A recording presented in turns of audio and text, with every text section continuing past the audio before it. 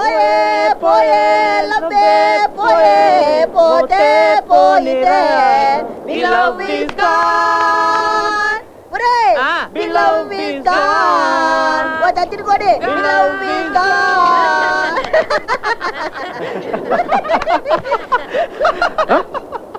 ఏరా love fail అయిందని mental డిస్టర్బెన్సా? సక్సెస్ అవబోతుందని టోటల్ కాన్ఫిడెన్స్. ప్రపోజ్ చేసే లోపు రిజెక్ట్ చేసింది. ఎలా సక్సెస్ అవుతుంది చెప్పు?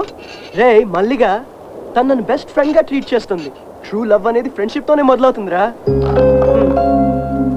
ఐస్ నీళ్ళలో కరగడానికి, ఫ్రెండ్షిప్ ప్రేమగా మారడానికి పెద్ద టైం పట్టదురా. పూజ ఇచ్చిన క్లాస్ని బట్టి నీ లవ్ సక్సెస్ కాదేమో అని నా ఫీలింగ్ రా. రే తన లైఫ్ లో జరిగిన చిన్న చిన్న డిస్టర్బెన్సెస్ వల్ల అలా బిహేవ్ చేస్తుంది. ఏదో ఒక రోజు లవ్ వాల్యూ తెలుసుకుంటుంది. ఇప్పుడు తనున్న సిచ్యువేషన్ లో she needs love and I will give it to her. మరి డ్రీమ్ గర్ల్ అని మన రాఘవేంద్రరావు గారి కాన్సెప్ట్ ఏంటో? ఆ డ్రీమ్ గర్ల్ కూడా పూజేరా. అర్థం కాలేదా?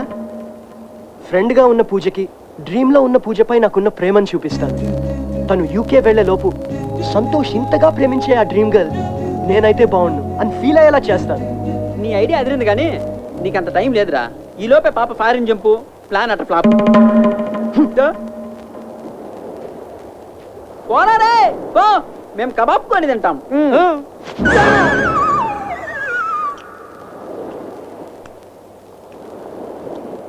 ఒరే ఏందిరా ఇది? కోడి అస్థి పంజరంరా.